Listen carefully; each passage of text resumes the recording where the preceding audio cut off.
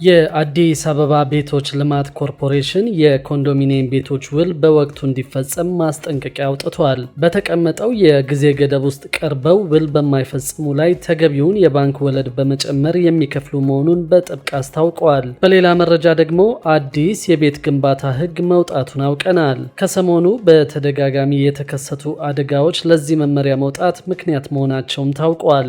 ሰላም ውድ ቤተሰቦቻችን፣ መረጃዎቹን የት ሀገርና የት ከተማ ሆናችሁ እየተከታተላችሁ እንደምትገኙ በሐሳብ መስጫው ላይ ጻፉልን። በየትኛው ጉዳይ ላይ መረጃ እንድናቀርብላችሁ እንደምትፈልጉ ማሳውቁን። አሁን ዝርዝር መረጃዎቹን አንድ በአንድ ወደ እናንተ እናደርሳለን። እስከ መጨረሻው አብራችሁን ቆዩ።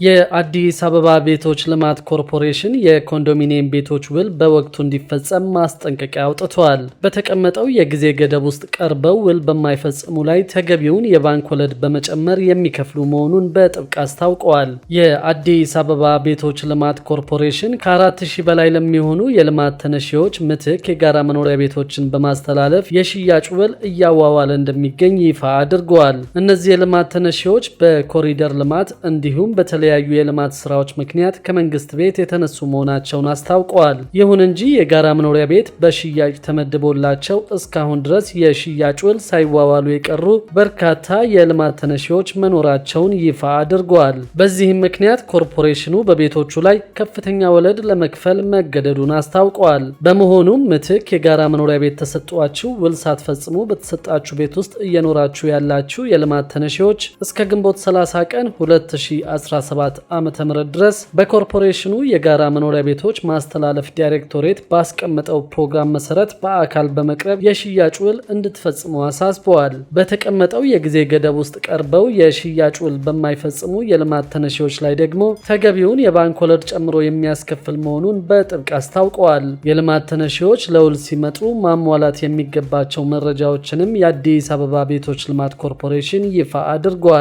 በዚህም የልማት ተነሺዎች እጣው የደረሰው ግለሰብ ውል ለመፈጸም በአካል መቅረብ፣ የታደሰ የነዋሪነት መታወቂያ ዋናና 2 ኮፒ፣ የጋብቻ የምስክር ወረቀት ዋናና 2 ኮፒ፣ ያላገባ ከሆነ 6 ወር ያላለፈው የምስክር ወረቀት፣ ያገባ ከሆነ ደግሞ የትዳር አጋር የታደሰ መታወቂያ ዋናና 2 ኮፒ፣ በውክልና ከሆነ ደግሞ የውክልና ሰነድ ዋናና 2 ኮፒ፣ የተወካይ የታደሰ የነዋሪነት መታወቂያ ዋናና 2 ኮፒ፣ የወካይ መታወቂያ 2 ኮፒ፣ ከወረዳ ተሞልቶ ታሽጎ የሚላክ ቅጽ 09 ዋናና 1 ኮፒ፣ የቀበሌ ቤት ኪራይ ውል ዋናና 2 ኮፒ፣ እጣ ያወጡበት የኮንዶሚኒየም ቤት እጣ ዋናና 2 ኮፒ፣ በቅርቡ የተነሱት 4x4 የሆነ ጉርድ ፎቶግራፍ 4፣ ፍቺ ካለ በፍርድ ቤት የጸደቀ የፍቺ ዋናና 2 ኮፒ፣ የንብረት ክፍፍል ዋናና 2 ኮፒ፣ የአባት የእናት የትዳር አጋር ከሞተ የውርስ አጣሪ ሪፖርት ዋናና 2 ኮፒ፣ የወራሽነት ማስረጃ ዋናና 2 ኮፒ፣ በመጨረሻም ቤቱ በእና የተመደበላቸው ከሆነ ደግሞ በልማት ከተነሱበት ወረዳ ቤቶች አስተዳደር ጽሕፈት ቤት የተጻፈ የነስም ዝርዝር ዋናና 1 ኮፒ ማቅረብ ይጠበቅባቸዋል ተብለዋል። በዚህ መሰረትም እንግዲህ የኮንዶሚኒየም ውል በወቅቱ እንዲፈጸም ማስጠንቀቂያ ተሰጥቶ ውሉን በማይፈጽሙት ላይ ግን ተገቢውን የባንክ ወለድ በመጨመር የሚከፍሉ መሆኑን የአዲስ አበባ ቤቶች ልማት ኮርፖሬሽን አስታውቀዋል። በሌላ መረጃ ደግሞ አዲስ የቤት ግንባታ ሕግ መውጣቱን ሰምተናል። ከሰሞኑ በተደጋጋሚ የተከሰቱ አደጋዎች ለዚህ መመሪያ መውጣት ምክንያት መሆናቸው ታውቀዋል። በዚህም መሰረት የንግድና የገበያ ማዕከላት የእሳት አደጋን ለ1 ሰዓት እንዲቋቋሙ ሆነው እንዲገነቡ የሚያዝ መመሪያ መውጣቱ ታውቀዋል። በአዲስ አበባ ከተማ አስተዳደር የእሳትና አደጋ ስጋት ስራ አመራር ኮሚሽን ያወጣው አዲስ መመሪያ የገበያ ማዕከላት እሳትን ለ1 ሰዓት ሊቋቋሙ ከሚችሉ የህንፃ ግብዓቶች እንዲሰሩ የሚያዝ መመሪያ አውጥተዋል። ይህ የእሳት አደጋ መከላከል ቁጥጥር ፍተሻና ብቃት ማረጋገጥ የተባለ መመሪያ ህንፃዎቹ እንደ ብሎኬት፣ ድንጋይ፣ ሸክላ ወይም ደግሞ ኮንክሪትና ተመሳሳይ በሆኑ ጠንካራ ነገሮች እንዲገነቡ ያዛል። ከዚህ በተጨማሪም በገበያ ማዕከላት በየወለሉ የሚገኝ ባልኮኒ መዝጊያ በርና መስታወትም እሳትን ለግማሽ ሰዓት የሚቋቋም መሆን እንዳለበት ተገልጿል። ከወራት በፊት መርካቶ በሚገኙ 2 የንግድ ቦታዎች ላይ ከፍተኛ ውድመት ያስከተሉ የእሳት አደጋዎች መከሰታቸው ይታወሳል። ይህንን ተከትሎ የእሳትና አደጋ ስጋት ስራ አመራር ኮሚሽን አደጋ ያጋጠመው አካባቢ በመልሶ ማልማት እንዲለማ ሐሳብ ማቅረቡ የብዙዎች መነጋገሪያ ሆኖ መቆየቱ ይታወሳል። በሌላ በኩል ደግሞ ኢትዮ ቴሌኮም የዲጂታል መታወቂያ ህትመት መጀመሩን ሰምተናል። ኢትዮ ቴሌኮም የብሔራዊ ዲጂታል መታወቂያ ህትመት አገልግሎት መስጠት መጀመሩን አስታውቋል። ደንበኞች የህትመት ጥያቄያቸውን በቴሌብር ሱፐር አፕ በኩል በኦንላይን በማከናወንና ክፍያ በመፈጸም በአዲስ አበባ በሚገኙ 63 የአገልግሎት መስጫ ማዕከላት መታወቂያቸውን መረከብ እንደሚችሉ ተቋሙ አስታውቀዋል። በቴሌብር ሱፐር አፕ ብሔራዊ ዲጂታል መታወቂያ የካርድ ህትመት መተግበሪያ ወይም በድረገጽ በኩል የፋይዳ ተለዋጭ ቁጥር በማስገባት በአጭር ጽሑፍ የሚላከውን የማረጋገጫ መለያ ኮድ በማስገባት የአገልግሎት ፍጥነት፣ ካርድ የመረከቢያ ቀንና ቦታ እንደ ፍላጎታቸው መምረጥ ይችላሉ ተብሏል። የአገልግሎት ክፍያን በተመለከተም ደንበኞች በተለያየ የህትመት መዳረሻ ፍጥነት አማራጮች ማለትም መደበኛው በ7 የስራ ቀናት ሲደርስ 345 ብር ያስከፍላል። ፕሪሚየሙ በ6 የስራ ቀናት የሚደርስ ሲሆን 600 ብር እንደሚያስከፍል ተገልጿል። ለኤክስፕረስ አስቸኳይ ደግሞ 800 ብር በቀላሉ በቴሌብር በኩል ክፍያ በመፈጸም አገልግሎቱን ማግኘት እንደሚችሉ ተገልጿል።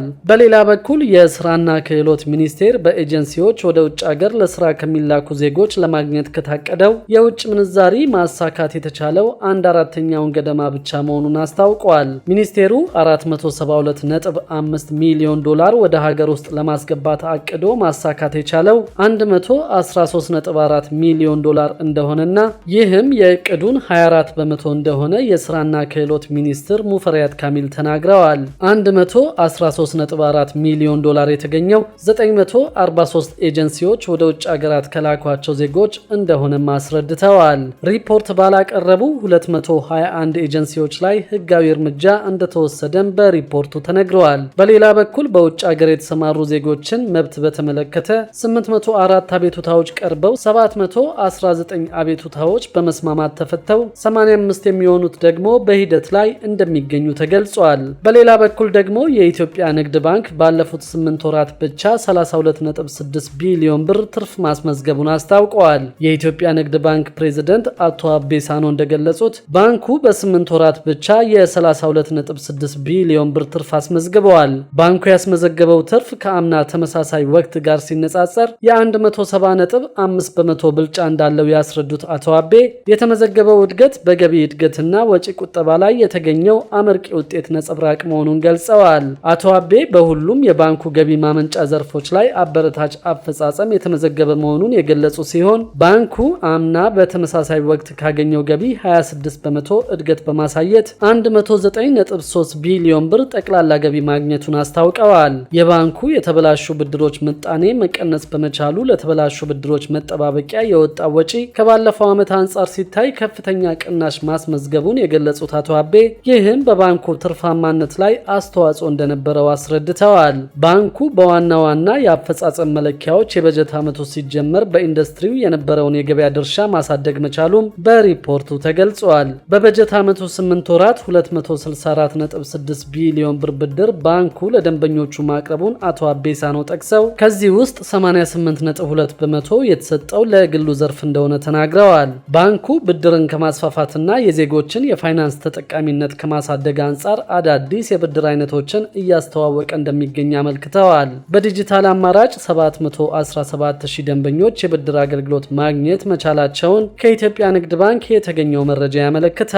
በሌላ በኩል ደግሞ የሜትር ታክሲ ድርጅቶች ማስጠንቀቂያ እንደደረሳቸው ሰምተናል። በኢትዮጵያ ተሰማርተው ከሚሰሩ የሜትር ታክሲ ድርጅቶች ውስጥ የትራንስፖርት መቆጣጠሪያቸውን ከሀገር ውጭ በማድረግ የሚሰሩ መኖራቸውን የአዲስ አበባ ትራንስፖርት ቢሮ አስታውቋል። ከተማ አስተዳደሩ የትራንስፖርት ዘርፉ ላይ በርካታ ስራዎችን እየሰራ እንደሚገኝ የገለጹት የቢሮ ምክትል ኃላፊ አቶ ዳኛቸው ሽፈራው እንደ አጠቃላይ ከሜትር ታክሲ ጋር ተያይዞ ያለው ችግር ግን ተፈቷል ብሎ መውሰድ እንደማይቻል ተናግረዋል። የትራንስፖርት ቢሮ ባደረገው ግምገማ መሰረት አንዳንድ የሜትር ታክሲ ድርጅቶች መቆጣጠሪያቸውን ከኢትዮጵያ ውጭ በማድረግ የሚሰሩ መኖራቸው መረጋገጡ ታውቋል። በመሆኑም ከሜትር ታክሲዎች ጋር ያሉ ችግሮችን በአሰራር ደረጃ ለመፍታት የሚያስችል መመሪያ እንደ አዲስ እየጸደቀ እንደሚገኝ አስታውቀዋል። በዚህም መመሪያዎችን በማዘጋጀት በአጭር ጊዜ ውስጥ የማስተካከያ ስራ እንደሚሰራም አስታውቀዋል። የኤሌክትሪክ ተሽከርካሪ በከተማዋ ውስጥ እየተስፋፋ እንደሚገኝ በመግለጽም ከዚህ በኋላ በመንግስትም ሆነ በግል ወደ ሀገር ውስጥ የሚገቡ ተሽከርካሪዎች ተሽከርካሪዎች የኤሌክትሪክ ብቻ